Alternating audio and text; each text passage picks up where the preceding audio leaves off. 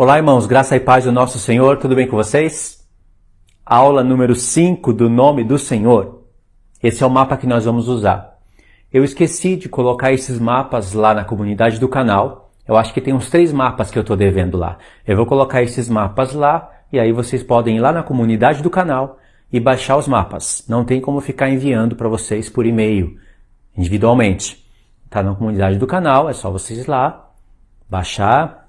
Tá lá para todo mundo usar, tá certo? Lembra que eu falei que ia usar esse mapa aqui na próxima aula? Nós vamos usar este, tá certo? E depois nós vamos ter a aula número 6 e a aula número 7. E aí vamos finalizar na aula número 7. Caso me vier algum acréscimo, aí eu faço a aula número 8. Só que eu só fiz capinha, só me programei até a aula número 7. A aula número 6 será dentro do profeta Malaquias e a aula número 7 será no Apocalipse. Claro que não vai ficar só dentro de Malaquias e nem só dentro de Apocalipse, mas eu vou pegar a linha do tempo dentro do profeta Malaquias e vocês vão ver que maravilha. Esse profeta é muito profundo para todos os ângulos, para qualquer tipo de mensagem, esse profeta pode ser usado tranquilamente. E aí, o livro do Apocalipse é onde toda a revelação se finaliza, tá certo? Aula número 7, aí a gente finaliza. Nesse mapa aqui, irmãos, tem muitos textos. Então vai ter muita leitura. Eu vou tentar ler correndo, mas tem que ler bastante.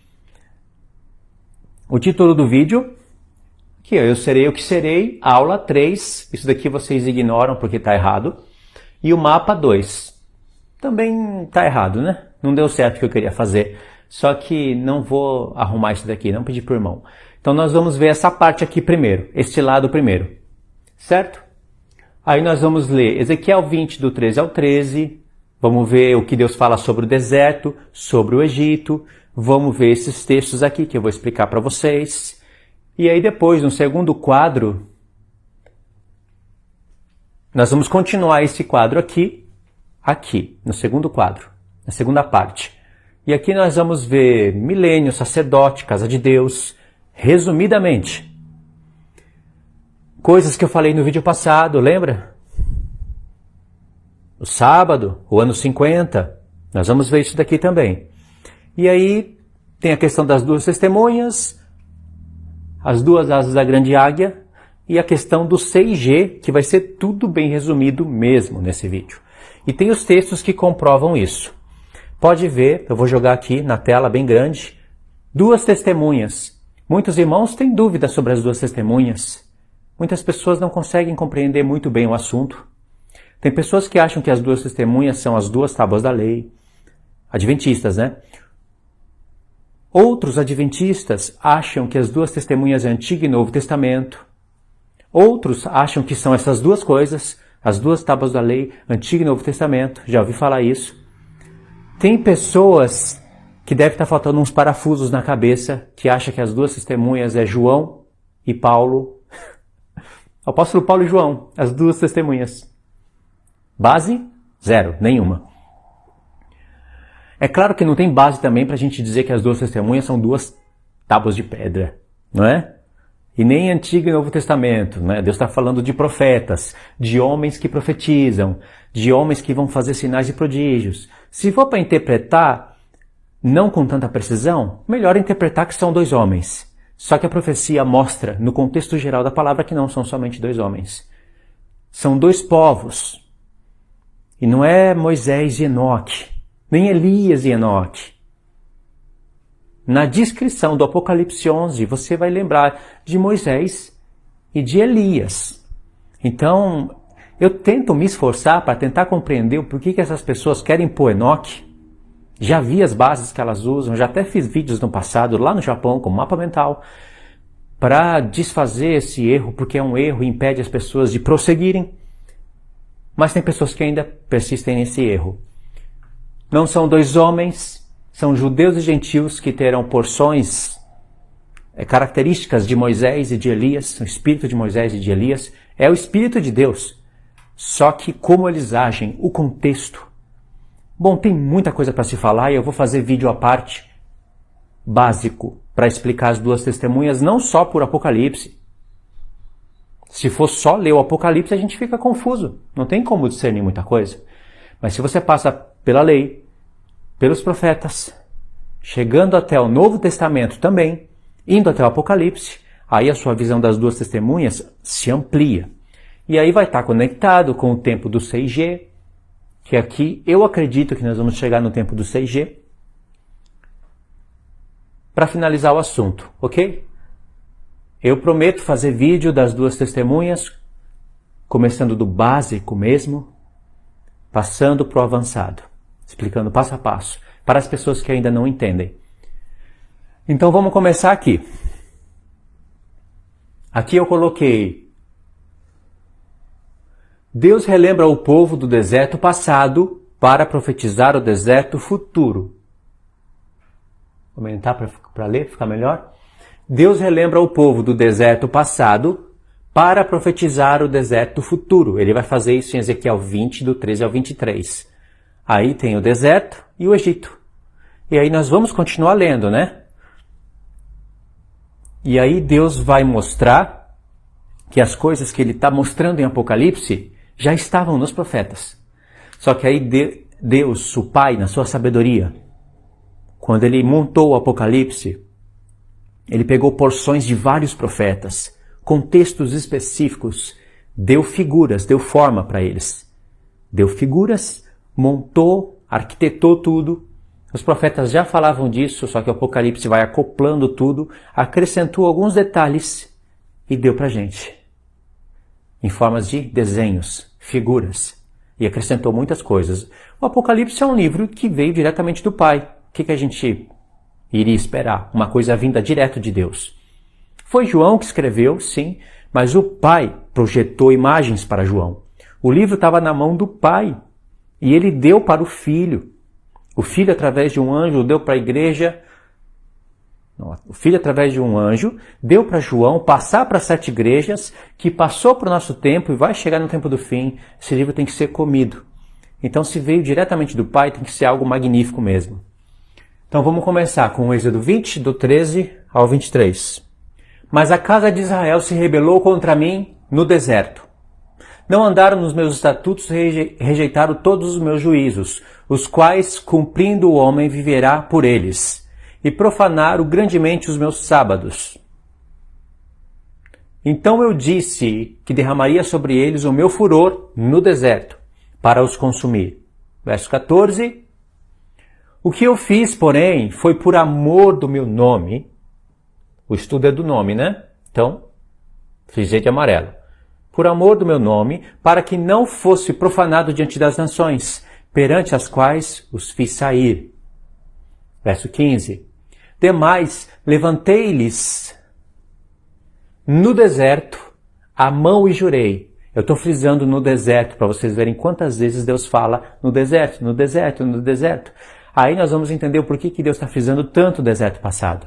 Deus fala que levantou a mão no deserto, talvez acredite que foi a direita, e jurou não deixá-los entrar na terra que lhes tinha dado, a qual mana leite e mel, coroa de todas as terras. Aí essa parte de preto a gente pula, não é muito interessante. No deserto, mas disse eu a seus filhos, no deserto. Verso 20. Santificai os meus sábados, pois servirão de sinal entre mim e vós, para que saibais que eu sou o Senhor, vosso Deus. Verso 22. Mas detive a mão e o fiz por amor do meu nome, para que não fosse profanado diante das nações, perante as quais fiz sair. Também levantei-lhes no deserto a mão e jurei. Deus está repetindo, vê? Quando ele está repetindo as coisas, é como se fosse um negrito. Hoje, quando a gente quer frisar coisas, a gente coloca as letras em negrito, através de computador, né, do celular, ou coloca entre aspas, ou aumenta o tamanho da letra. Quando Deus queria colocar a letra em negrito, aumentar o tamanho, destacar, nas escrituras ele repetia várias vezes. Isso é um método de ensino do Senhor. Quando ele repete é porque é importante. E assim, acredito que as pessoas também faziam nos escritos passados, né? Verso 23. Também levantei-lhes no deserto a mão e jurei espalhá-los entre as nações. Aqui é onde Deus vai dividir as casas, né?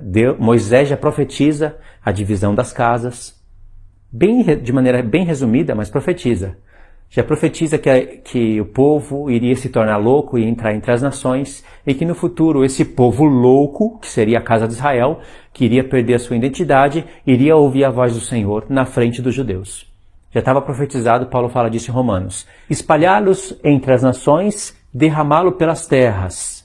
Olha quanta coisa eu resumi aqui, tá tudo de preto que foi para resumir. Acho que foi até aqui mesmo, né? O verso 23, que nós tínhamos que ler. Então aqui, Êxodo 20, do 3 ao 23, Deus fala do deserto, certo? Aqui também fala do Egito, nós vamos ler.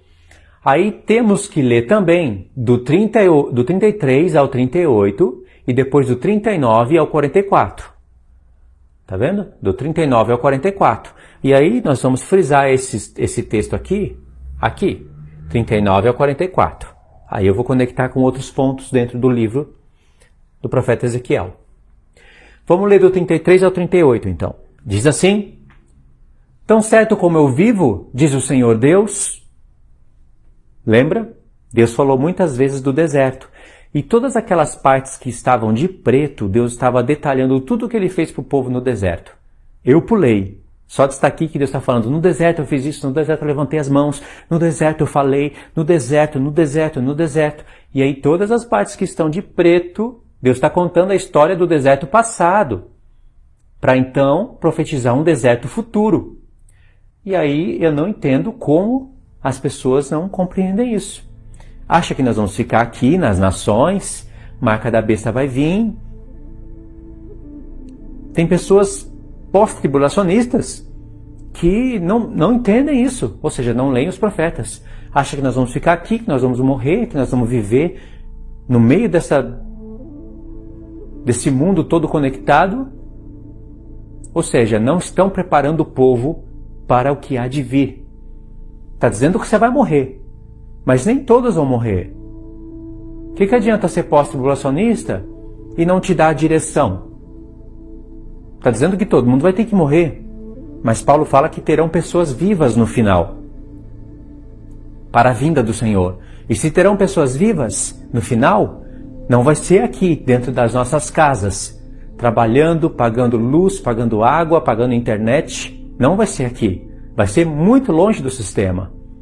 Agora, para um pré-tribulacionista, todas essas coisas perdem o sentido e eles vão ficar nessa cegueira, continuar nessa cegueira total. Até que, se Deus tiver misericórdia, acordem eles, para ficarem bem envergonhados de tanta besteira que eles falaram.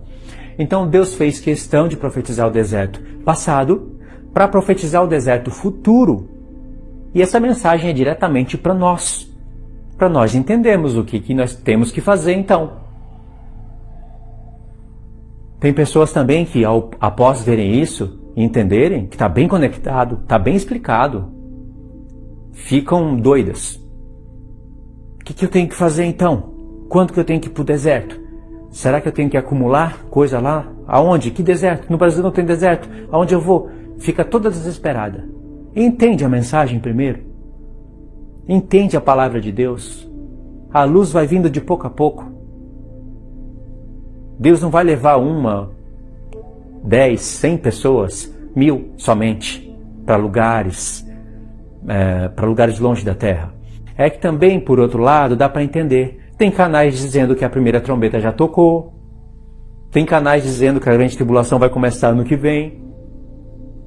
E tem pessoas que às vezes até chega a ser convincente. Engana as outras que não estudam. A mim não me engana. Então acaba gerando uma aflição nas pessoas. Porque elas não são pré-tribulacionistas, fazem bem. Elas acreditam que não vão poder ficar aqui, acreditaram.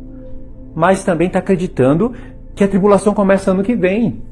Sei lá, mesmo que for daqui 2, 3 anos. Aí a pessoa tem filho pequeno, tem às vezes até bebê e já fica desesperado, desesperada. Aí esses canais que têm uma pitada sensacionalista estão errando, estão dizendo que nós estamos no 5º selo. Aonde que nós estamos no 5º selo? Isso é uma falta de conexão total. Primeira trombeta já tocou, ou seja, logo vai vir a segunda, a terceira e grande tribulação começa ano que vem. E aí, deixou todo mundo no desespero. Qual é a solução? Não tem solução. Essa é a minha mensagem. Fica no desespero. Além de estar errando no tempo dos selos e no tempo das trombetas, está deixando as pessoas em desespero e não está dando a solução. Não estou dizendo que a gente não erra.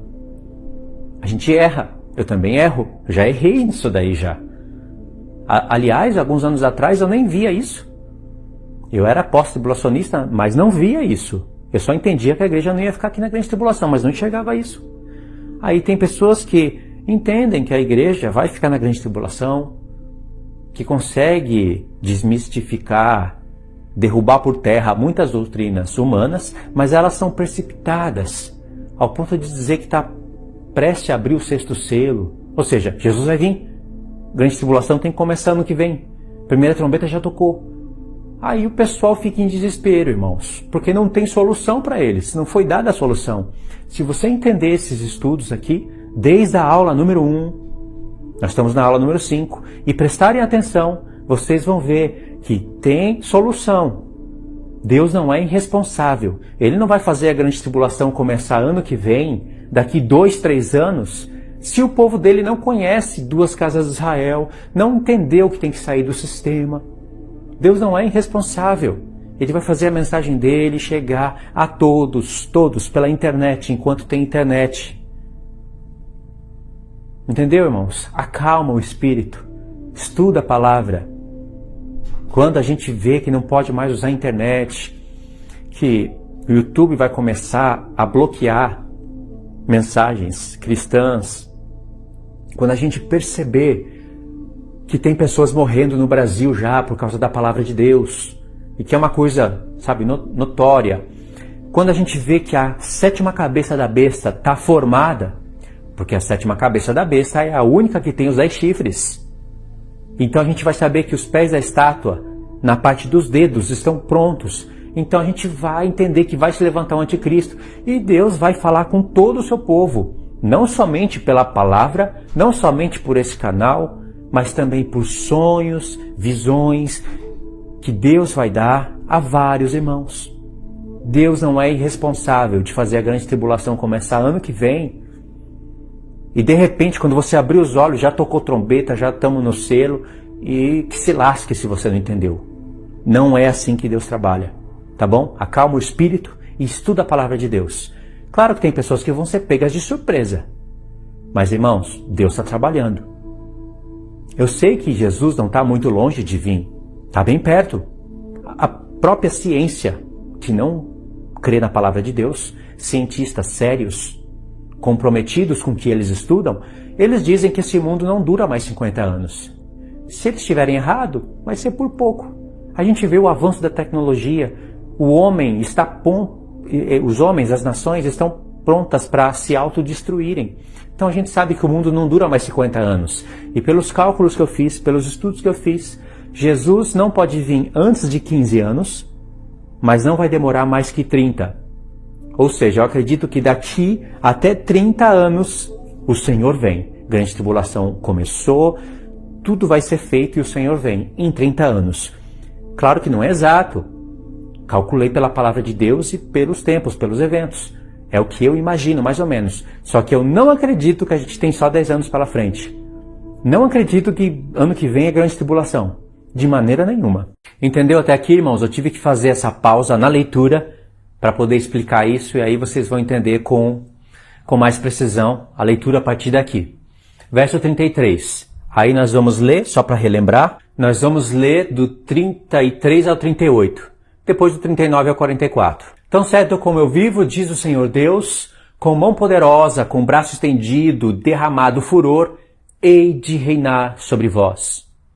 Olha a mensagem da restauração das duas casas de Israel, já no verso 34. Tirar-vos-ei dentre os povos, e vos congregarei das terras nas quais andais espalhados. Com mão forte, braço estendido e derramado furor, porque Deus vai fazer isso com muita ira, porque o seu povo vai estar em pecado ainda, as nações vão estar em grande pecado, mas Deus vai reinar e vai dobrar o coração do povo, não a força. mas ele vai mostrar que ele é Deus. Aonde tudo parece possível, ele vai mostrar possível. Ele vai engrandecer o nome dele. Verso 35. E aqui é importante. Levar-vos-ei ao deserto dos povos, e ali entrarei em juízo convosco face a face. Esse verso 35 aqui não é balela, não é espiritual, e ele se conecta com um monte de versos. Oséias 12, Deus promete fazer o povo habitar ainda em tendas. Isaías 41, 42, 43, Deus fala que vai levar o povo para o deserto. E tem outras porções da palavra onde mostra que Deus vai levar o seu povo para o deserto e ali vai preparar um lugar para eles e vai cuidar deles até a sua vinda. E o Apocalipse 12 é tão claro, que acaba juntando todos esses textos aqui. Então Deus fala, eu vou tirar vocês das nações aonde vocês estão espalhados, levar-vos-ei ao deserto dos povos, e ali entrarei em juízo convosco face a face. No deserto, não no sistema, não na sua casa. Aonde que é esse deserto? Deserto dos povos. Aonde estiver lugares longe do sistema, lugares que o Senhor vai preparar, ali estarão os servos do Senhor e estarão pessoas também que vão sair junto com os servos do Senhor. Assim como foi no tempo de Moisés. Verso 36. Como entrei em juízo com vossos pais no deserto da terra do Egito, assim, da mesma maneira, entrarei em juízo convosco, diz o Senhor. Então Deus está falando, assim como foi no passado, será no futuro. Por isso que vem o Apocalipse para nos confirmar isso. Entendeu? Verso 37. Far-vos-ei passar debaixo do meu cajado e vos sujeitarei à disciplina da aliança. O que significa isso, em poucas palavras? Nós temos luz, nós temos água encanada, é tudo muito bom e muito prático. Nós temos internet, nós temos carro, nós temos conforto. Vocês vão perder tudo isso. Aquele que quiser salvar a sua vida, vai ter que perder tudo isso. E vai ter que saber viver com o Senhor no deserto, como viveu João Batista. Aliás, João Batista veio no poder e espírito de Elias. E o espírito de Elias será derramado no povo, no fim. É como se tivesse vários João Batista no mundo. E não vai ser fácil perder tudo isso. É tudo muito confortável, é tudo muito bom, internet, Wi-Fi, luz, tudo muito bom, né? Só que na verdade, nós estamos presos a todas essas coisas, ligado ao sistema, quase que marcado pela besta. Não vou dizer que nós estamos marcados, claro que não, mas tudo isso daqui é o que vai nos prender para ela nos marcar. Porque sem luz, sem água encanada, sem a sua casa, sem o seu carro, sem gasolina, sem todas essas coisas, você não vai comer e não vai beber. A não ser que você ponha uma marca, na qual você vai ter que testemunhar que é a favor desse sistema e que você apoia pessoas morrerem no nome do Senhor. Entendeu? Então isso daqui é muito importante. Verso 38. Vão ter pessoas, assim como no passado, que não vão ficar muito agradável com isso.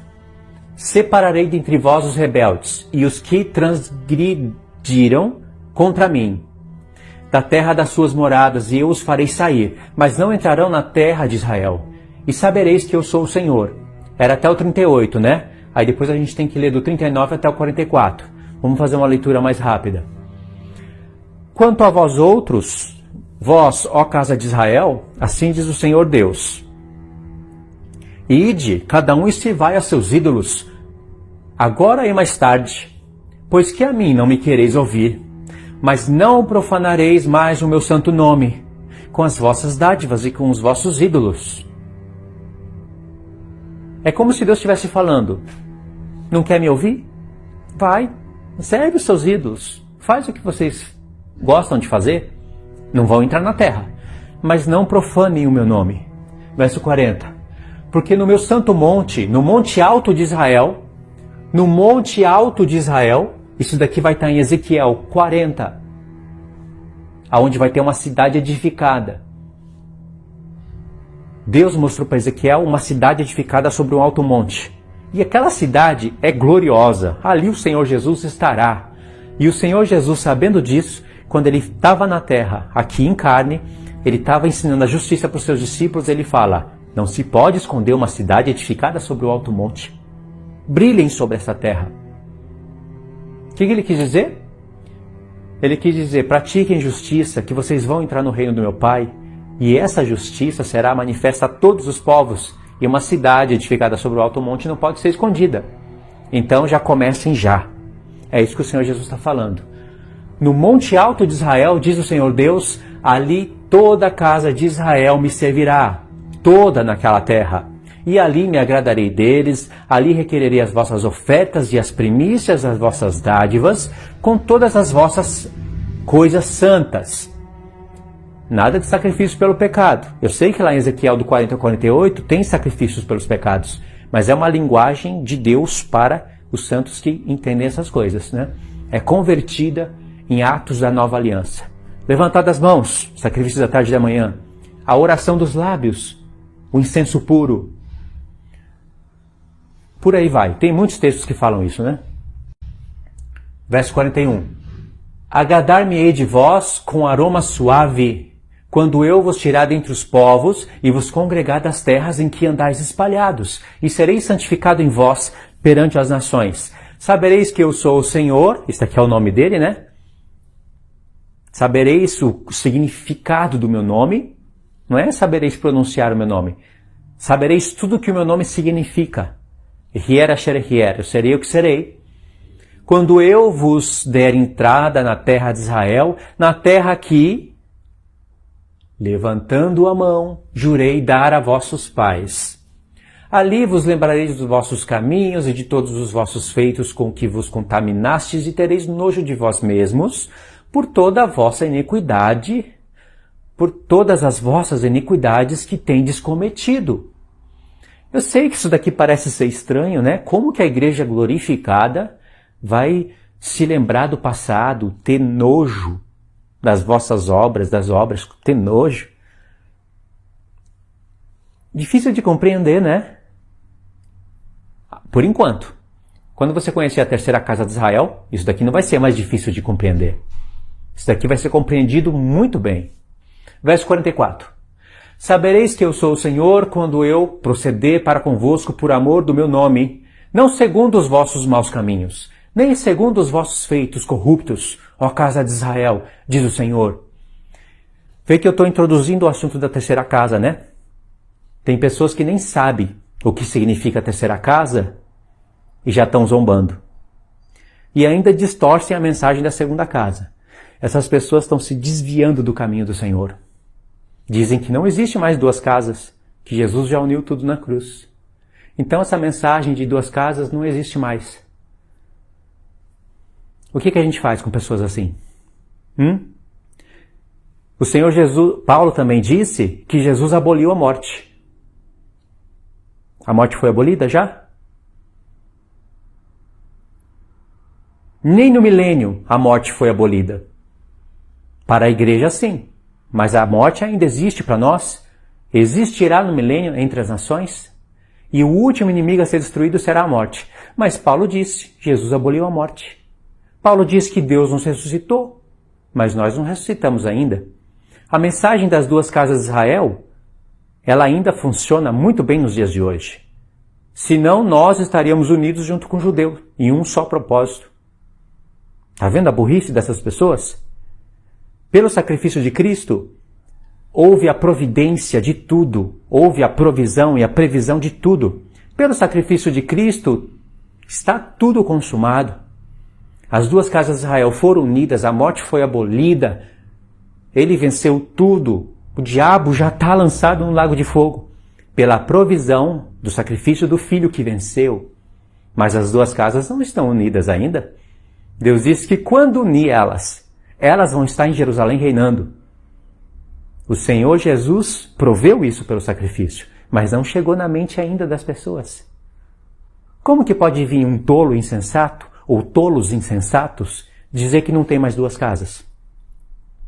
Quanto mais a terceira. Se não tem duas, quanto mais a terceira. Não conhece nem a união das duas casas, quanto mais a terceira. Por isso que Deus não revela coisas para essas pessoas, porque elas são insensatas. E tem pessoas que vocês conhecem que andam nesse caminho insensato. Se falar que não tem mais duas casas de Israel, que tudo foi unido na cruz, já estão se corrompendo. Ou seja, qual é o sentido de falar isso? Na cruz, sim, tudo foi unido. Eu já cansei de falar isso quando eu estava lá no Japão, quando tais pessoas nem sequer pensavam em conhecer as duas casas de Israel. Eu estava lá no Japão e já disse que no sacrifício de Cristo, tudo foi unido. Ele é a provisão. O Pai fez a provisão e a previsão de tudo pelo sacrifício do Filho.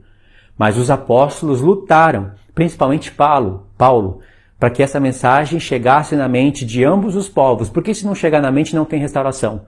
Já chegou na minha mente, está chegando na mente de muitos, continuará chegando na mente de muitos e ainda chegará na mente dos judeus.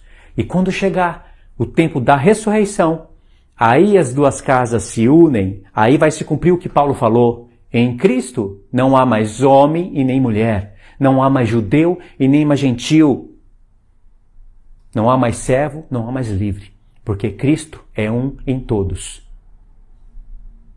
Ué, será que tais pessoas que falaram uma besteira tão grande dessa, ela pode pôr uma calcinha e sair andando? Não há mais homem e mais mulher? Um homem pode pôr uma calcinha? Uma mulher pode pôr cueca?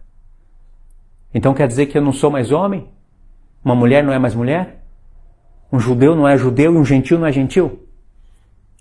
Na ressurreição, não existe mais isso. Nesse mundo agora, homem é homem, mulher é mulher, escravo é escravo, livre é livre. E aí todos serão um em Cristo.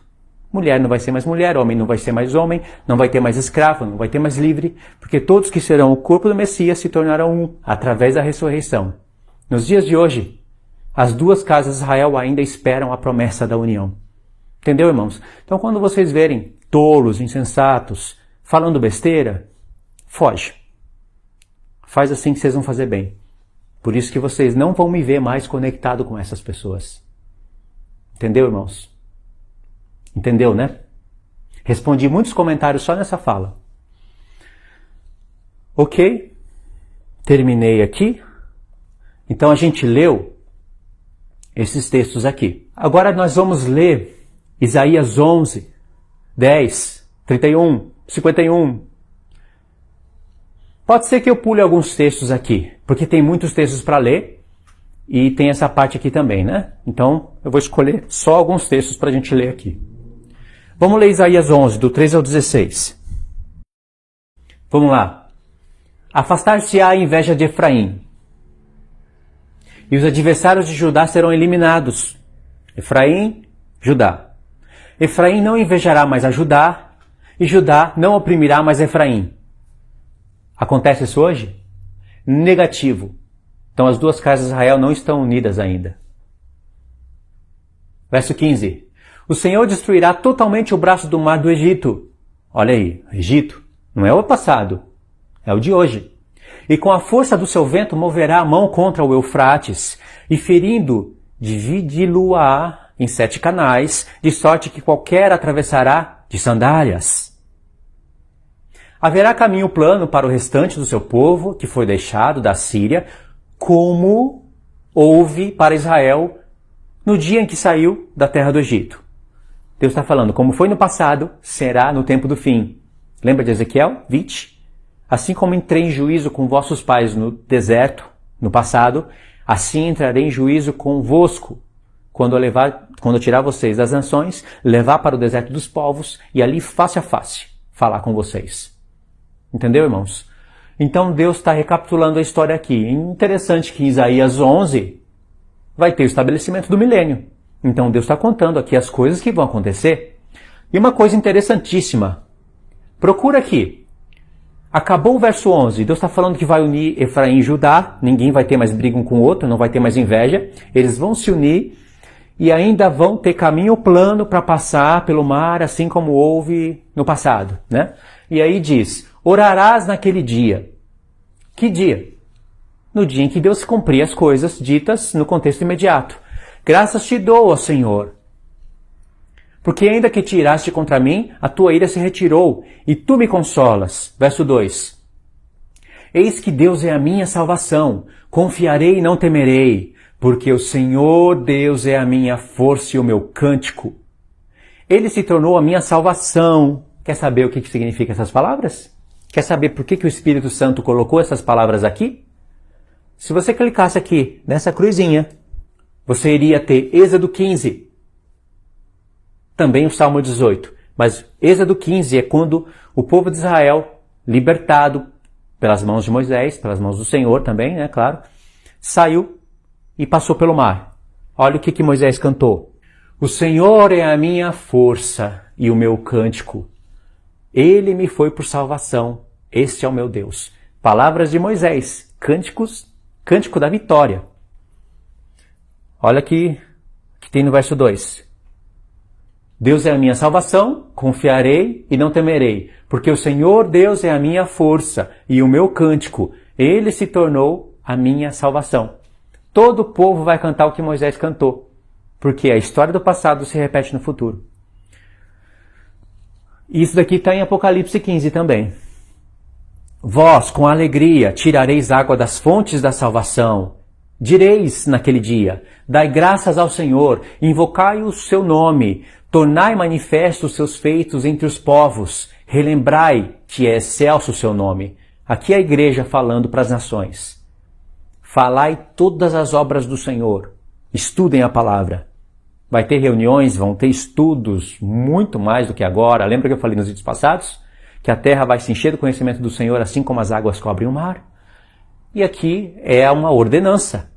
Cantai louvores ao Senhor, porque fez coisas grandiosas. Saiba-se isto em toda a terra, no milênio.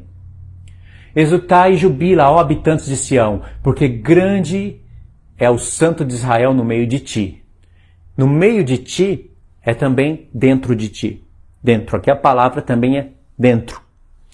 Tá bom? Então tá, escolhi aqui Isaías 11, vou aumentar aqui o quadro. Então vocês vão ler Isaías 10, do 24 ao 26, vocês vão encontrar essas palavras, esse contexto. Vocês vão ler Isaías 31, do 1 ao 4 e do 8 ao 9. Pode ler também Isaías 51, do 1 ao 7, do 9 ao 13.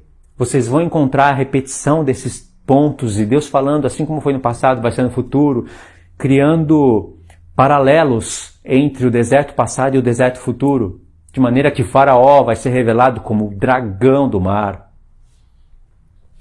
Oséias 2, do 14, 15, do 20 ao 23, aqui Deus confirma que vai levar o povo para o deserto.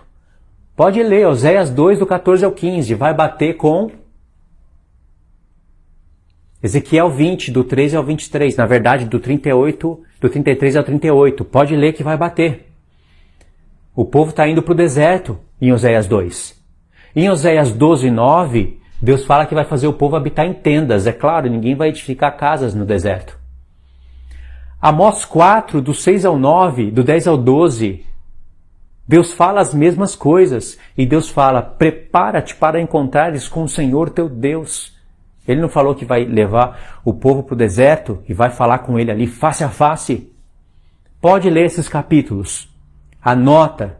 Vai lá na comunidade do canal, copia o mapa e aí no seu celular você anota e lê. Pensa no que eu estou falando, lembra desses textos e aí vai te acrescentar coisas. Miqueias 7, do 15 ao 20, eu vou até ler esse daqui. Vamos ler o Miqueias 7. Só para vocês terem uma ideia do que eu estou falando. Se vocês forem ler o que eu estou falando, vocês vão encontrar palavras semelhantes a essa. Eu estou falando, vai ler, vai buscar, né? Vocês vão encontrar palavras semelhantes a essa. Eu lhe mostrarei maravilhas, como nos dias da tua saída da terra do Egito. Agora a gente entende porque as 7 taças da ira de Deus são semelhantes às pragas do Egito. As nações verão isso e se envergonharão de todo o seu poder, porão a mão na boca e os seus ouvidos ficarão surdos. Quais poderes são esses que Deus está falando que as nações vão se envergonhar? As nações sem energia hoje elas não são nadas, porque elas colocaram toda a sua confiança na conexão.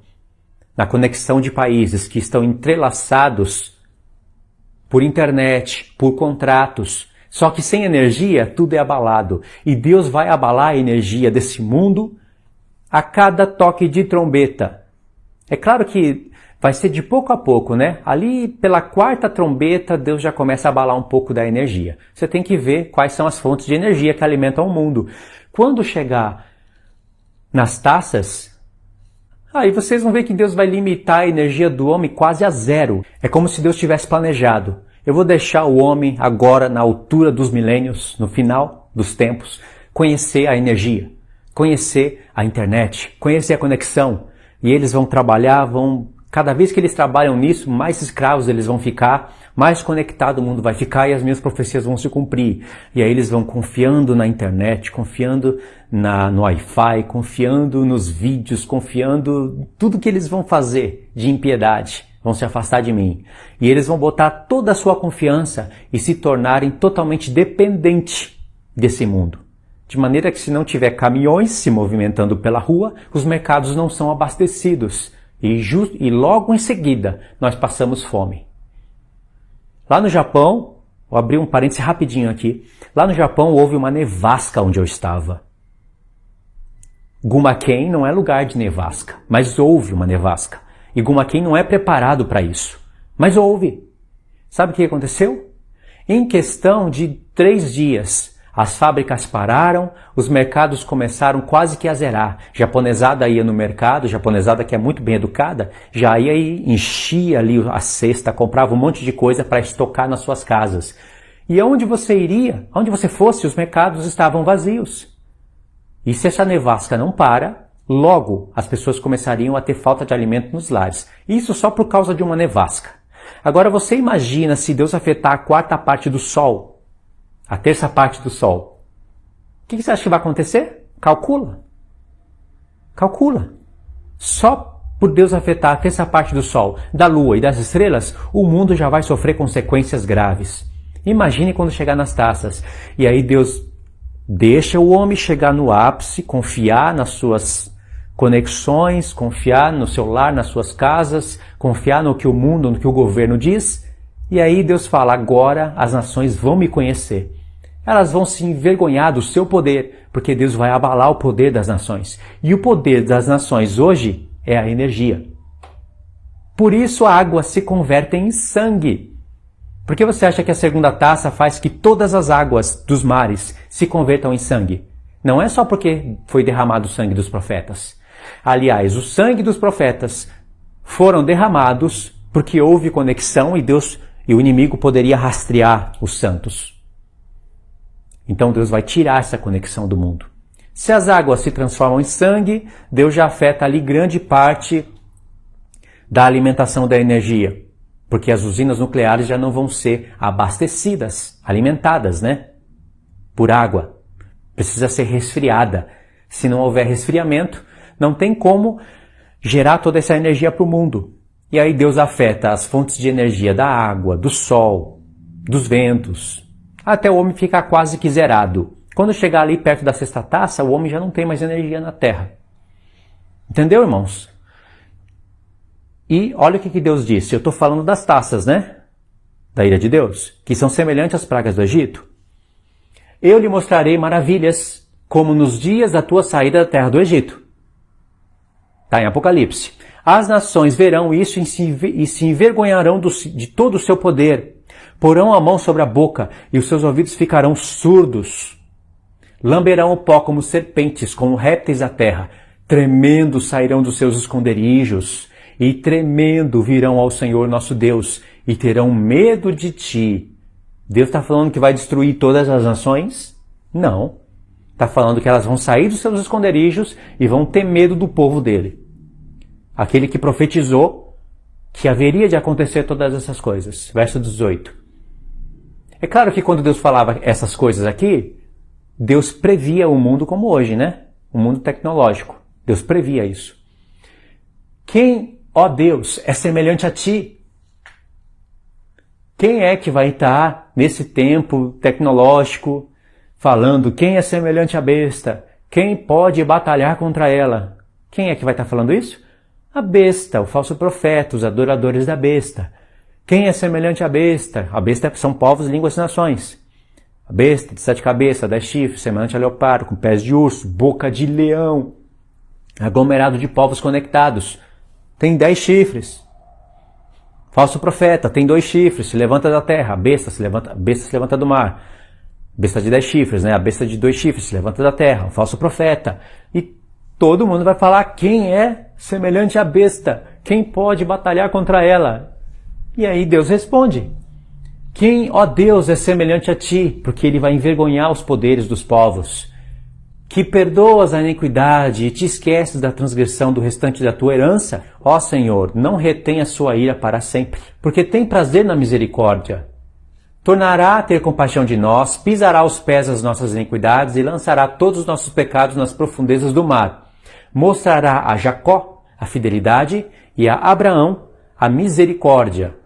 Tá vendo? Fidelidade e misericórdia, as quais juraste a nossos pais desde os dias antigos. Entendeu? Se vocês forem ler aqueles textos que eu falei para vocês, vocês vão encontrar coisas semelhantes a essas. Então, irmãos, a gente terminou esse quadro aqui.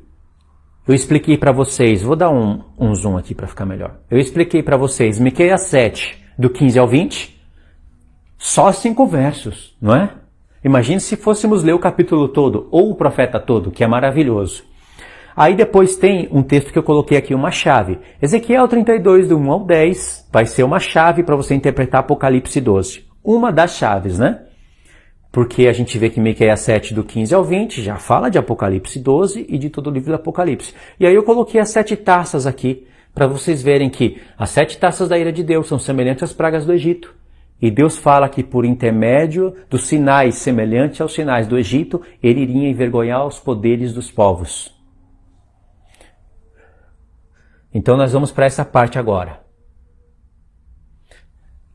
Ezequiel 39, Ezequiel 20, do 39 ao 44,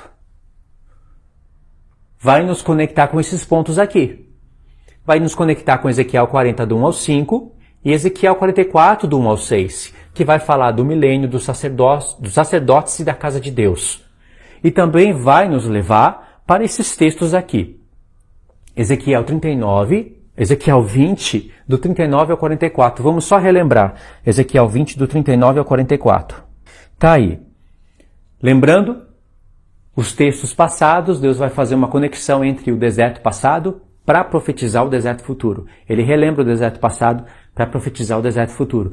Quando chega no 39, ele diz: quanto a vós outros, vós, ó casa de Israel, assim diz o Senhor Deus, ide cada um e servais os seus ídolos, agora e mais tarde. Pois que a mim não me quereis ouvir, mas não profanareis mais o meu santo nome com as vossas dádivas e com os vossos ídolos. Verso 40. Porque no meu santo monte, no monte alto de Israel, lembra que eu falei? Diz o Senhor Deus, ali toda a casa de Israel me servirá, toda naquela terra. Ali me agradarei deles, ali requererei as vossas ofertas e as vossas primícias das vossas dívidas com todas as vossas coisas santas. Agradar-me-ei de vós como de aroma suave, quando eu vos tirar dentre os povos e vos congregar das terras em que andais espalhados. Está um pouco perto demais para eu ler aqui. E serei santificado em vós perante as nações. Verso 42. Sabereis que eu sou o Senhor quando eu vos der entrada na terra de Israel, na terra que levantando a mão jurei dar a vossos pais. Ali vos lembrarei... Bom, tá certo, já relembrei, né? Então vamos conectar os pontos agora. Ezequiel 40, do 1 ao 5. Vamos ler primeiro esse texto. No 25º do nosso exílio, no princípio do ano, no 10º dia do mês, essas partes aqui eu frisei porque faz parte de outra mensagem. 14 anos após ter caído a cidade, nesse mesmo dia veio sobre mim a mão do Senhor e ele me levou para lá. Verso 2. Em visões, Deus me levou à terra de Israel e me pôs sobre um monte muito alto. Monte muito alto. A mesma expressão que contém Ezequiel 20, dentro do mesmo livro. E esse monte muito alto vai fazer paralelo, se você clicasse aqui, você vai ver que vai fazer paralelo com a Nova Jerusalém. João também foi levado ao monte muito alto e viu a Nova Jerusalém, que desce do céu. Esse santuário aqui, ele não desce do céu, ele vai ser construído na terra no milênio. O santuário de Deus são os homens, mas tem uma porção de uma mensagem aí que vocês não compreendem porque vocês não conhecem a terceira casa de Israel. Conhecendo a terceira casa de Israel, vocês vão entender o porquê que vai ter um santuário desse na terra. E é claro, a Nova Jerusalém descerá do céu 1000 anos depois. Por isso todas essas conexões. Monte muito alto, sobre este havia um como edifício de cidade para o lado do sul. Ele me levou para lá e eis um homem cuja aparência era como a do bronze. Estava de pé na porta e tinha na mão um cordel e um linho e uma cana de medir. O cordel de medir é para medir aquele rio do Espírito, que eu já falei em vídeos passados, e a cana de medir é uma cana de 6 côvados e 4 dedos, que é para medir as medidas do santuário de Deus.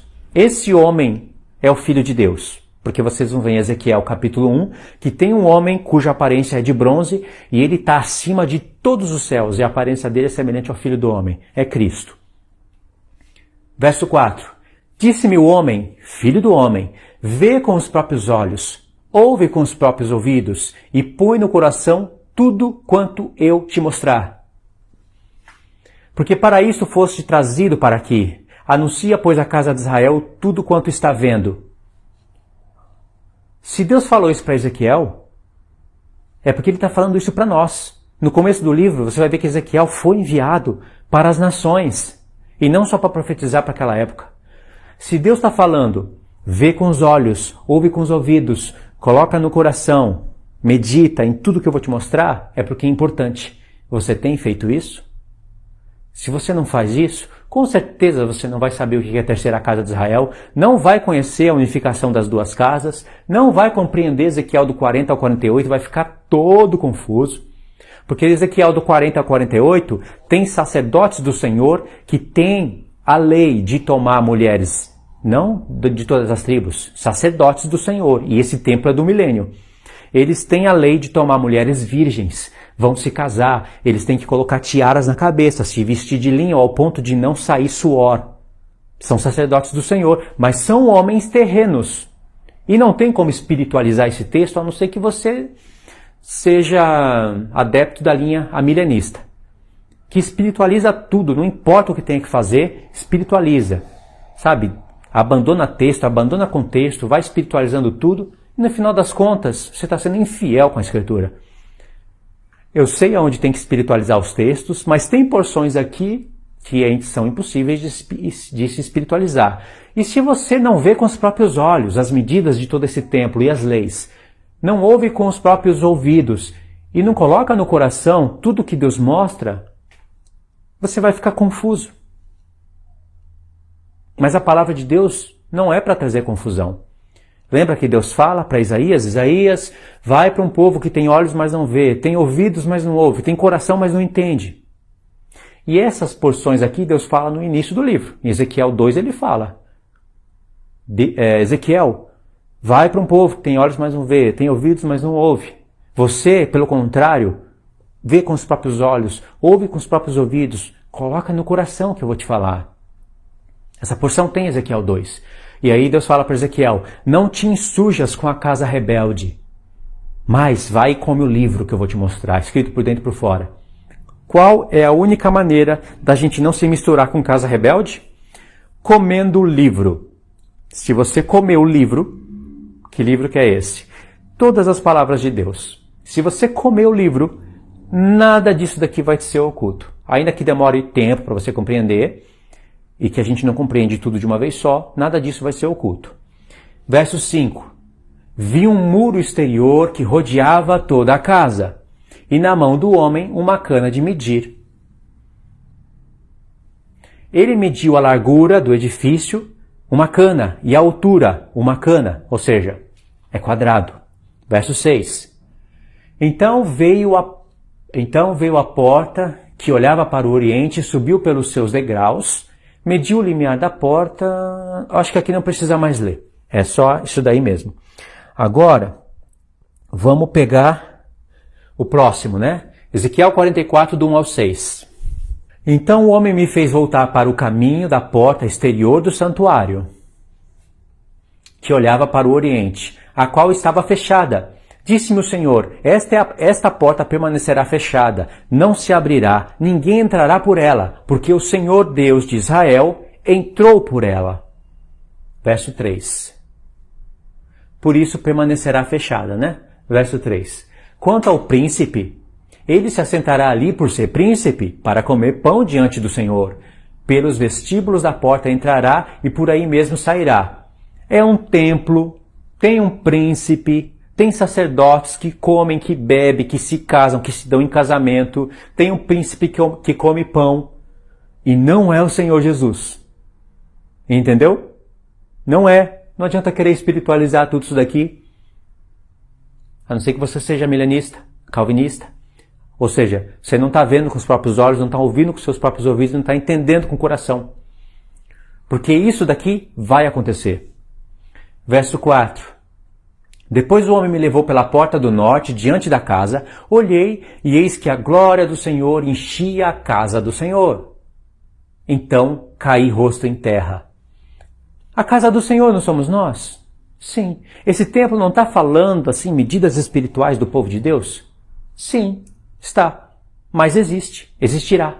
Assim como a Nova Jerusalém, existe. Literalmente.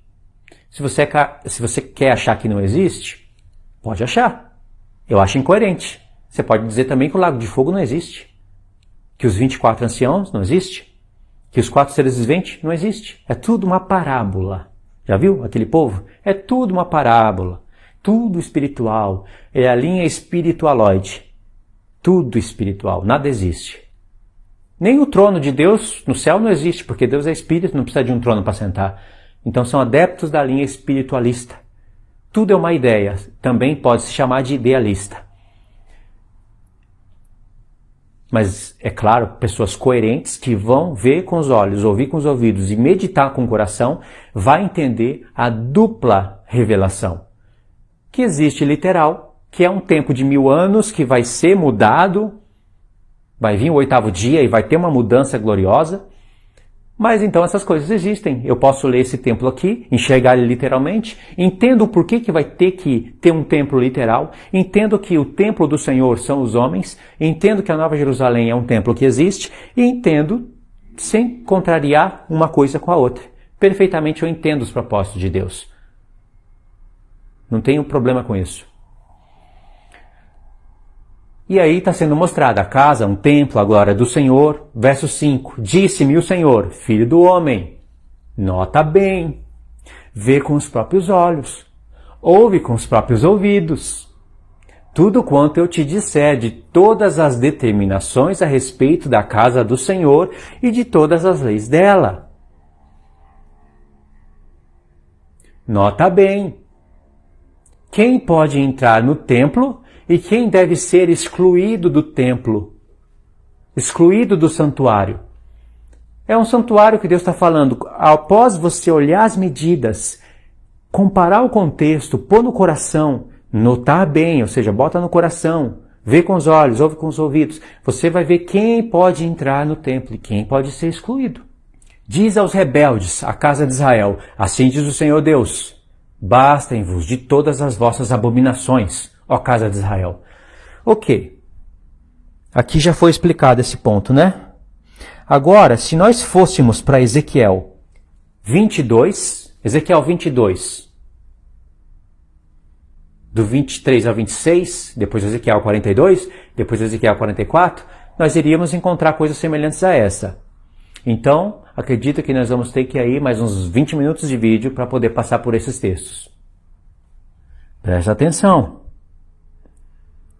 Vai colocando no coração essas palavras. Eles entrarão no meu santuário e se chegarão à minha mesa para me servirem e cumprirão as minhas prescrições. Verso 17. E será que quando entrarem pelas portas do átrio interior, usarão vestes de linho? Não se porá sobre eles, quando servirem nas portas do átrio interior? Vou ler de novo porque ficou lá para baixo, né?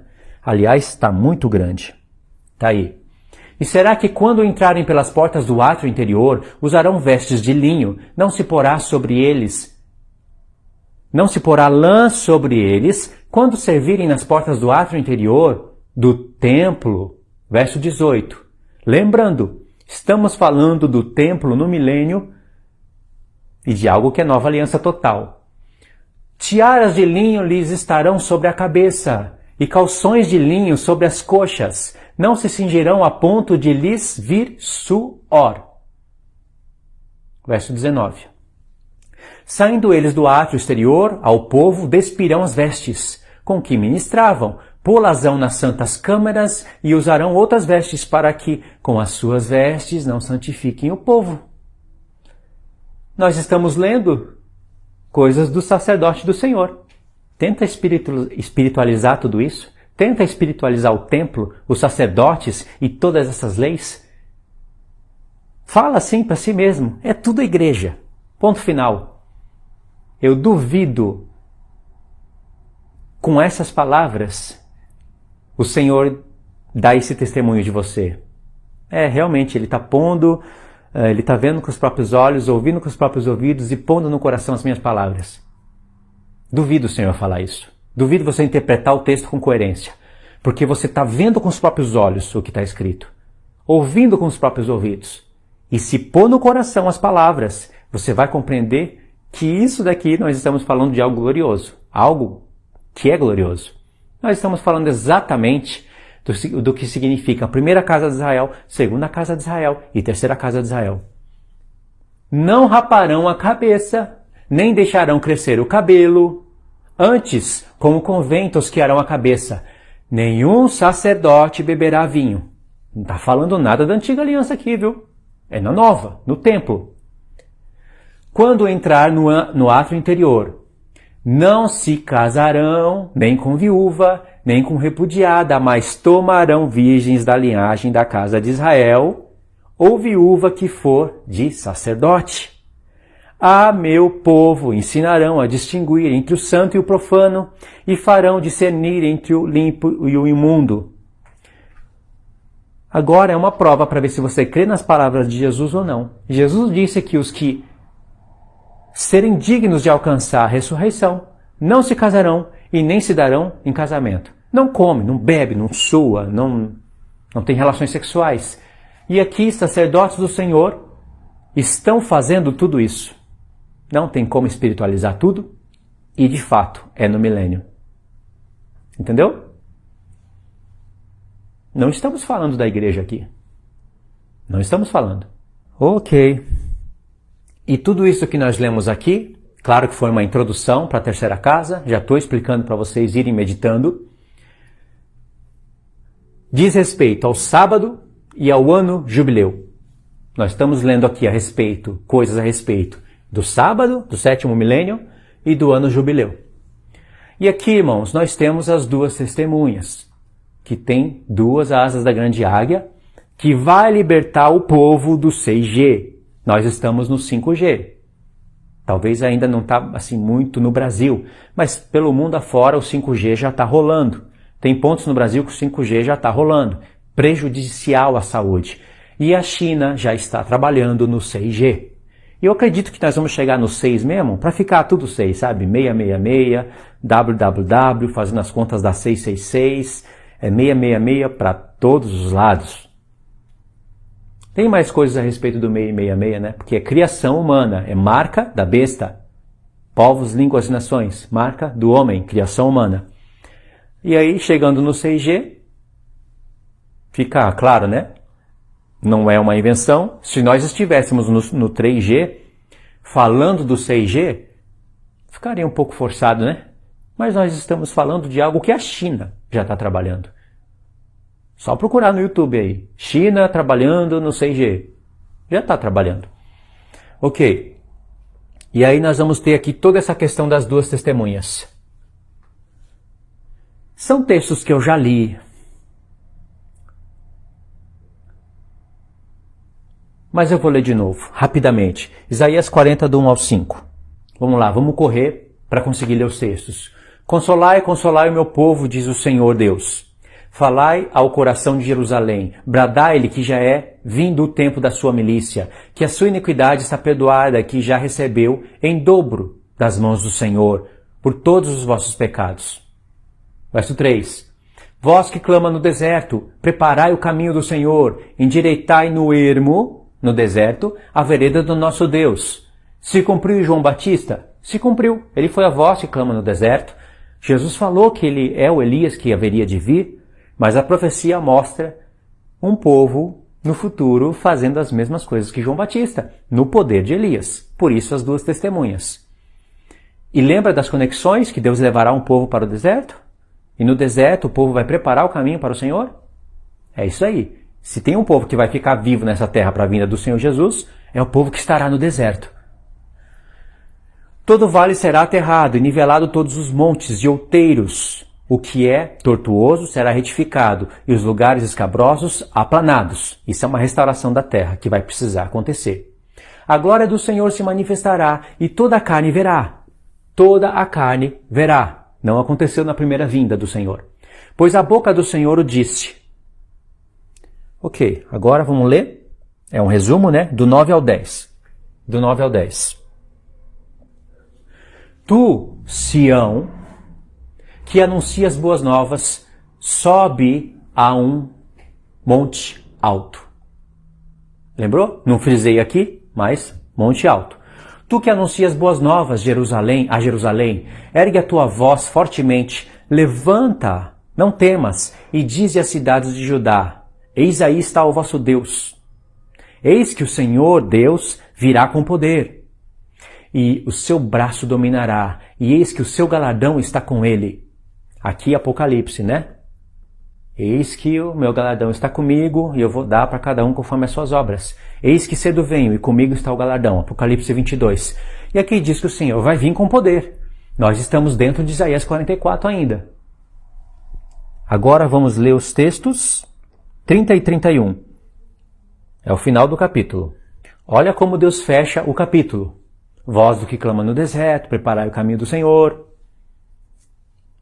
Eis que o Senhor vem com poder, etc e tal, né? Os jovens se cansam e se fatigam, e os moços, exaustos, caem. Mas os que esperam no Senhor, que é o povo que vai estar vivo no deserto no tempo do fim, renovam as suas forças, sobem com asas como águia. Será que está por acaso aqui? Sobem com asas como águias. A esposa está indo para o deserto com asas de águia. Duas asas da grande águia, se referindo à mensagem, o poder das duas testemunhas. Assim como no tempo passado. Deus levou o povo para o deserto e falou, olha como eu trouxe vocês até mim, com asas de águia. São duas. Lá em Êxodo não fala que são duas, mas a águia tem duas asas. Agora lá em Apocalipse Deus fala, e ele deu e foi dado para a esposa as duas asas da grande águia. No tempo passado era Moisés e Arão. No tempo futuro é Moisés e Elias, e não será mais somente um ou dois homens. Sobem com asas de águia, para onde? No início do capítulo já começou a falar, no deserto. Correm e não se cansam, caminham e não se fatigam. Ok, lemos 40, lemos do 40. Agora o 41, do 8 ao 16, vocês vão ler em casa, vamos resumir esse vídeo. Isaías 41, do 8 ao 16, vocês vão ler em casa. Lê do 18 ao 23, do 26 ao 27. São porções que eu separei para conexão. Num próximo vídeo que eu usar esse mapa aqui, talvez eu resuma algumas coisas e aí dê para ler tudo. E depois vocês vão ler Isaías 43, do 1 ao 13, do 16 ao 21. O que vai ter nesses textos? O povo no deserto. Deus preparando alimentos para o povo no deserto, literalmente, não tem como espiritualizar, isso vai acontecer, e se você é pós-tribulacionista é mais fácil de entender, não tem como viver nesse sistema. E lá em Apocalipse a esposa está indo para o deserto com asas de águia para ficar longe dos olhos da serpente. Deixa eu limpar aqui os olhos da serpente. Longe dos olhos da serpente. É claro que ela vai usar essa tecnologia aqui, mas nós estamos usando na frente para anunciar a palavra. Logo, depois disso, depois de algum tempo, o mundo todo monitorado, câmera para tudo, qualquer lugar, não é? Câmera, satélites, não é? Luiz, como é que o povo vai fugir?